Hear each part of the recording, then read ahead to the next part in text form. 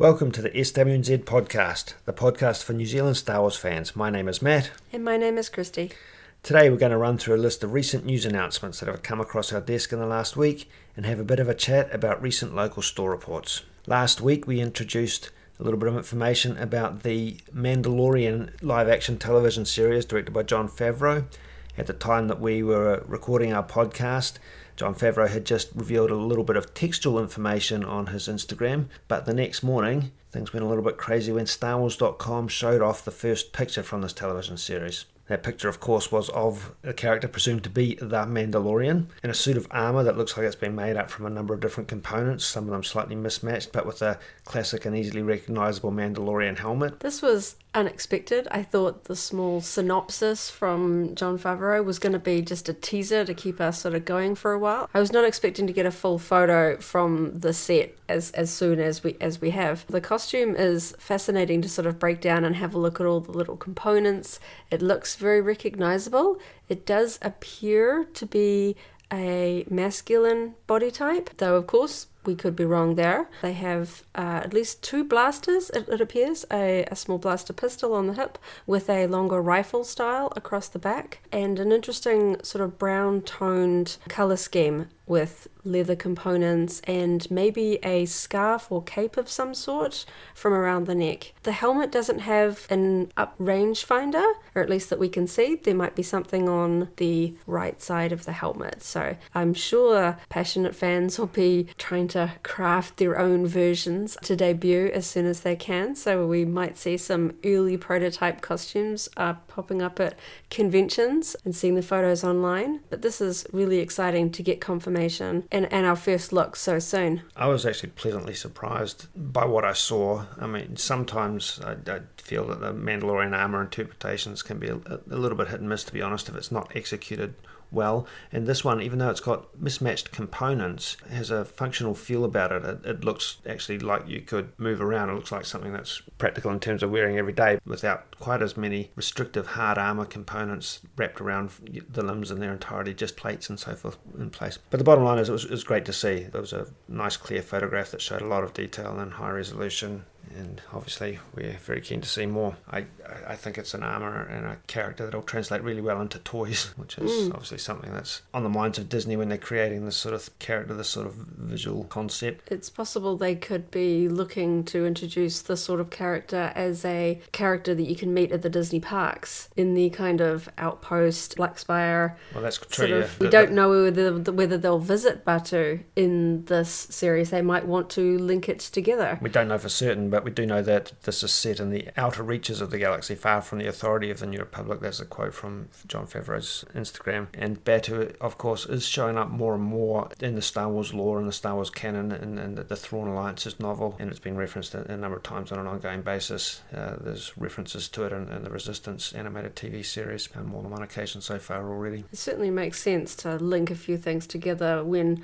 bringing in a new planet to kind of give it a little bit of an exposure across different media outlets to tie in with their big theme park expansions opening next year. So in addition to that image, StarWars.com revealed some really interesting news, particularly to Kiwis. The directors of a number of the episodes of the first series were announced, and the first one that jumped out at us obviously was Taika Waititi, who was a well-known New Zealand director, New Zealander of the Year in 2017, with a lot of big films to his name, to his credits, including of course Thor Ragnarok, which he did for Marvel Studios, which of course is owned by Disney, so he's got a strong connection there. And he also directed Moana. Yes, true, and was involved in the writing of the first draft, I believe.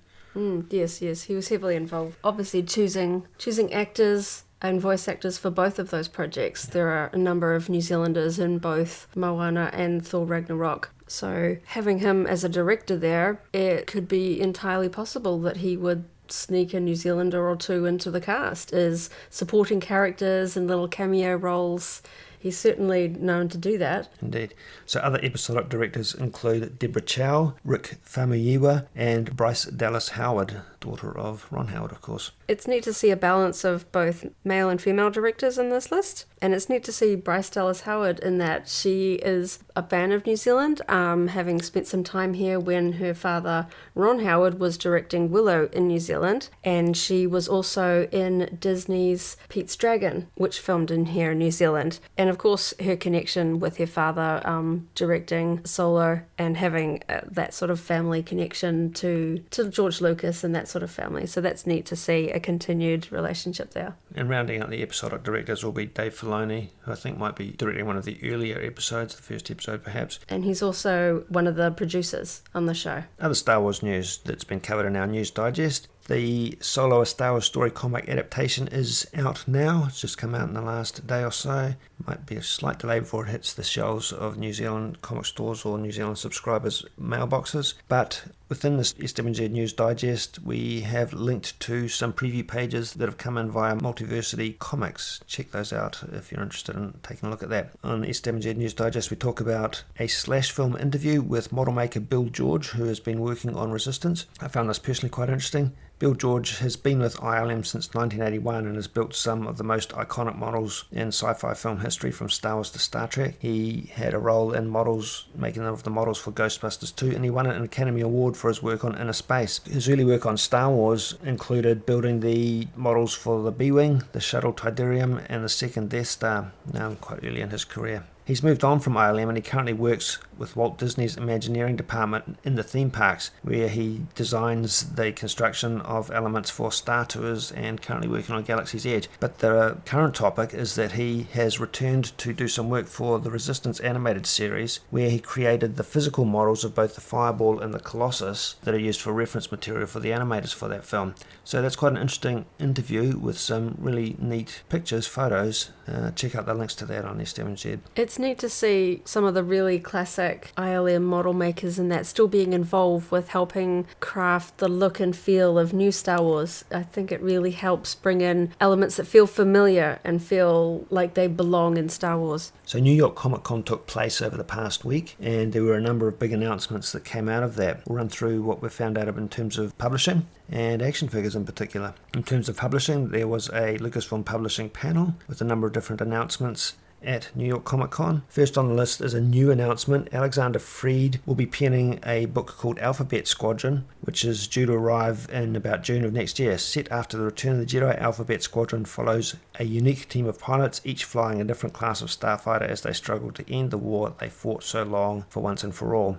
Alexander Freed wrote the tie-in novel for the Battlefront video game, so he has a knack for writing heavily military-based novels and authoring stories from the perspective of people fighting on the front line and so forth. I read that Battlefront tie-in novel, found it an interesting read and an interesting perspective. Be interesting to see, therefore, what he does with Alphabet Squadron. Also revealed at that Lucasfilm Publishing panel the cover for the novel Master and Apprentice by Claudia Gray, due out next year. Master and Apprentice is the story of Qui-Gon Jinn and Obi-Wan Kenobi set before the time of the Phantom Menace. I'm really interested to see how they go about the story for this novel. Fans of the sort of prequel era novels may remember the sort of young adult series Jedi Apprentice by Jude Watson, which ran for quite a number of books over a space of a couple of years that followed Qui-Gon and Obi-Wan, from Obi-Wan getting picked as a Padawan, going up to not quite just before episode 1. So we'll see how many elements of that are going to be recanonized in this new book, or whether it'll be more of a blank slate and tie more directly into what we see in the films. It's certainly an interesting point in the timeline that hasn't been deeply explored in the new canon just yet, so I look forward to reading that. Yeah, it's a time period of the Star Wars where we see more of a stable balance in the galaxy. We don't have the Clone Wars going on, so we see the Jedi. It's the golden age of the Jedi. Yeah, it's when everything is kind of working for them. We know Sidious is obviously there and around, but he's only a senator at this point. He's working in the background, so he's not affecting things on a galactic scale. So I'm really fascinated to see where they take this novel. And undoubtedly Claudia will delve a little bit into how the Jedi functions, the Jedi Council functions, and the Master and Apprentice relationships function, I imagine. Rounding out the Lucasfilm Publishing panel news, there are a couple of new comics on the horizon. A series, 5-issue series from Chuck Wendig called Shadows of Vader. I believe this tells the stories of a number of different individuals from around the Star Wars galaxy and how Darth Vader and or their interactions with him or his presence or his influence affect them. And there's another Han Solo comic coming out entitled Imperial Cadet. So as the name suggests, this is looking at his time in the Imperial Navy. We get a small glimpse of Han's experience in the Galactic Empire in Solo, so it'll be interesting to really sort of flesh that out. We got a little bit of more of an extended scene in the deleted scenes for Solo, so it'll be interesting to see at what time point the comics will really be set. Will it be, his experiences as a pilot or during the transition to when he becomes part of the infantry? Action figure news from New York Comic Con can be broken down into three main categories. For the very first time, we saw the reveals of the Resistance figures. These are the 3.75 inch scale figures. There's going to be 10 in total, I believe, in the first wave or two, made up of 6 individual figures, all of the main heroes, and a couple of 2-packs, which include some of the droids as well. These are highly stylized figures in an animated style, quite similar, I guess, in tone to the Rebels action figures in terms of style and design.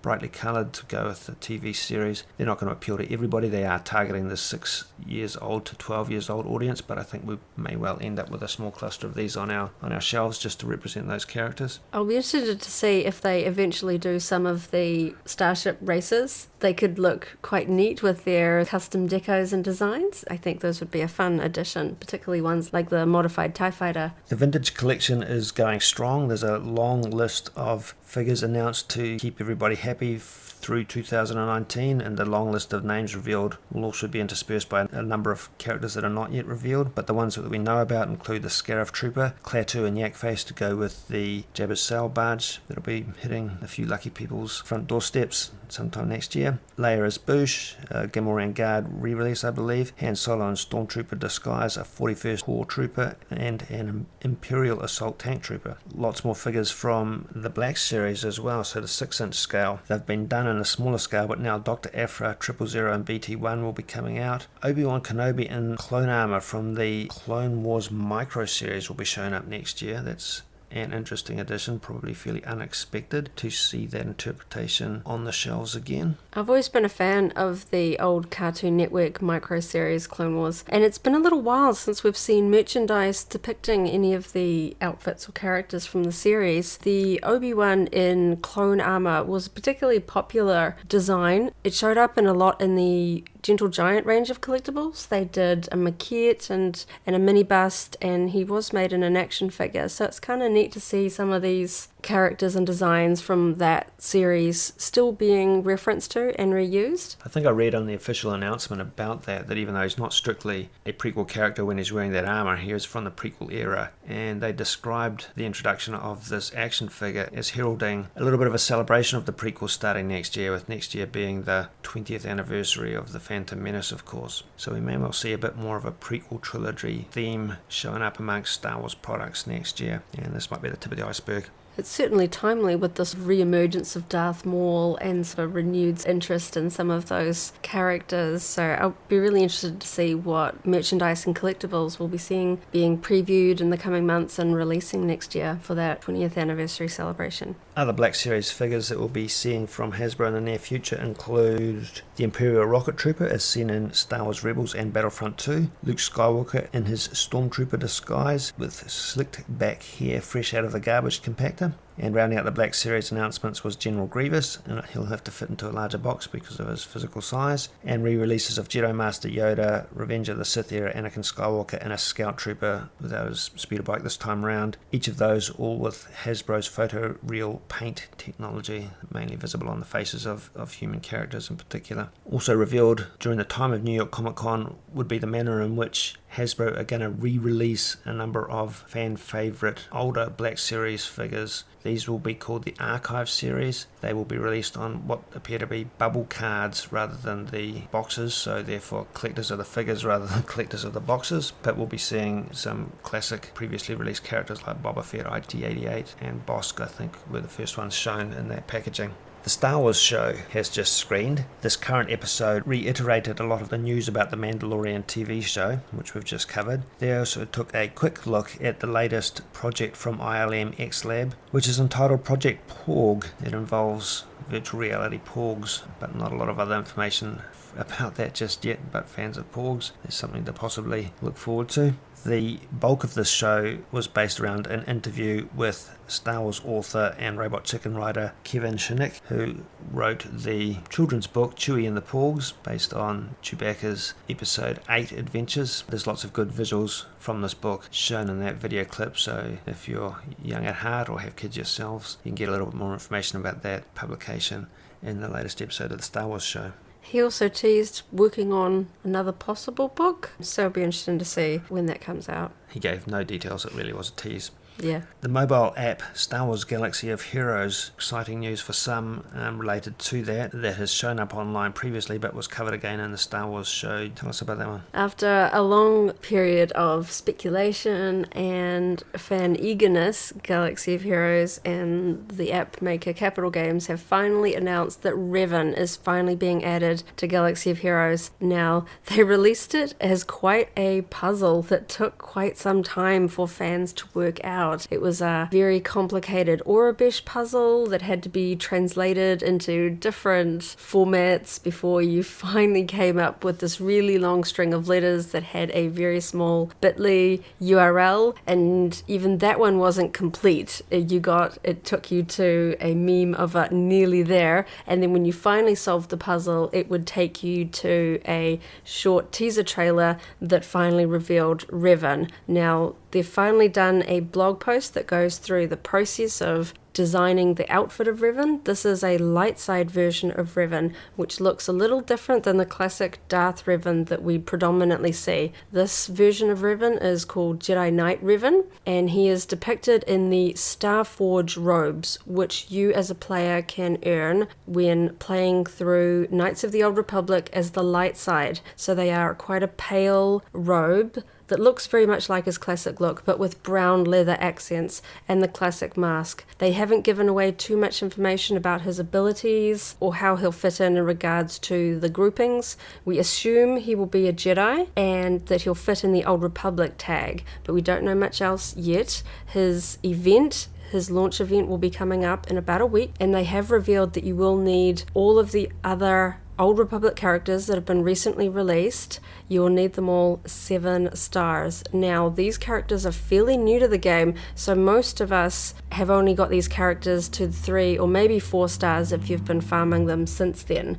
Bastila in particular would be a character that many of us, including myself, did farm up to 7 stars because she is quite a very powerful addition to the Jedi faction, but unless you're willing to spend many hundreds of dollars buying the crystals to level up these other characters, a lot of us are gonna just have to wait and watch when this event comes out. But I'm certainly excited to see Old Republic content continually being used and brought into Galaxy of Heroes, because it is still a very popular era for fans. So the Star Wars show, they actually show some graphics, some imagery of the character as he will be seen in that game. Not on the Star Wars show proper, but also on the Star Wars YouTube channel. The second episode of the Our Star Wars Stories digital series has come out. In this one, Jordan Hemberer interviews Robin Bokra, who is a vintage collector predominantly, who's been around costuming as Princess Leia and so forth since the 70s and 80s, and she talks about the ways in which Star Wars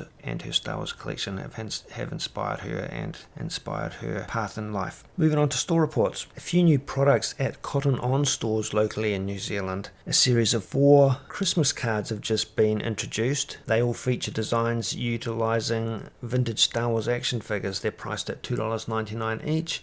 I believe they have a promotion at the moment, or perhaps standard pricing, but one way or another you can purchase 5 cards for $12. Their range includes many other cards, so if you're looking to grab some Star Wars vintage cards, you can fill in other gaps if you've got friends or relatives who aren't Star Wars fans as well. Also at Cotton On, Star Wars socks, 3 different designs. Men's socks priced at $11.99 each. One of these designs, again, also features vintage action figures in a quite bright, colourful, loud style. There are a couple of other slightly more subtle styles of sock designs there as well. All of the Cotton On products can be seen on their website, as well as in many branches as these products roll out across the country. But if you order them online, you can click and collect from your local branch if you can't find them locally in the first instance. Vintage action figure t-shirts currently on sale at US $14 at TeePublic via Toys on a Shirt, the SWNZ affiliate. We'll put a link to that if you're a vintage action figure fan. It looks like there's lots and lots of products that utilize vintage action figure imagery going on just at this point in time. Some new products at the warehouse as well. A couple of Imperial Christmas decorations that we discovered a little bit by accident. They haven't shown up on the website yet, so you have to find those in store in the Christmas stands. These are similar to the round baubles that the warehouse released last year. There was one that features Vader and one that features a Stormtrooper, and they're only $4 each. We managed to get a closer look at the 2019 Star Wars calendars also at the warehouse, priced at $15 each. 2 versions. A square one that's imported that has page imagery that is all inspired by sort of classic designs. There's a few more vintage action figure pages within that. Other pages that remind me of the sort of vintage iron-on t-shirt designs and so forth. And a taller but smaller portrait edition, overall smaller portrait edition calendar that is exclusive to the warehouse.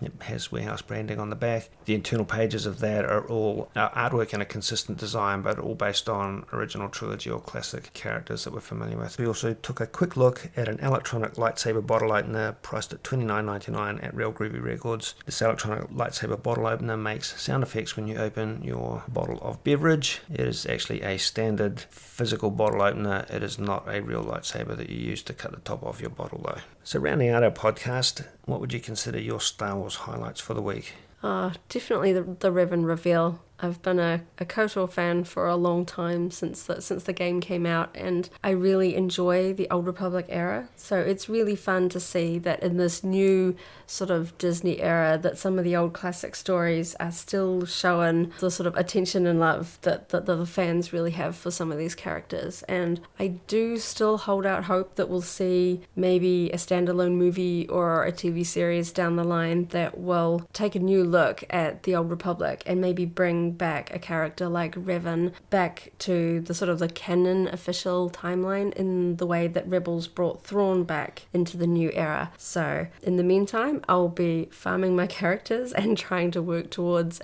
unlocking Revan for my own squads. In the past week, I've enjoyed starting to read the Thrawn Alliances novel by Timothy Zahn, the follow-up to the Thrawn novel. Obviously, only partway through, but I'm thoroughly enjoying this one so far. The book is set in 2 timelines, basically flipping backwards and forwards between them, but in both of them, Darth Vader and Thrawn are teamed up and are spending time at the Black Spire outpost on Batuu. So, as we mentioned before, there's a lot more reference to Batuu coming through in official publications. Yet to see exactly where this book is going, but I'm finding it very engaging so far. And when I get to the conclusion, I'll put a spoiler-free review up on SWNZ. So until next week, thank you for listening in. Stay tuned to our website, swnz.co.nz, for Star Wars news for New Zealanders and for our next weekly podcast episode. Follow our Facebook page and social media and chat with other fans in the Star Wars New Zealand Facebook group and website forums. The website forums, if you're a visitor there, you might notice that they've just had a bit of an upgrade. They are now considerably more mobile device friendly, so if you want to keep up to date with discussions with other fans on your phone or mobile device, check them out at swnzforums.co.nz. Thank you for listening. May the Force be with you. If you enjoyed today's podcast, go ahead and like the video, check out the SWNZ Podcast playlist for our other episodes, and subscribe for alerts about new episodes. See you next time.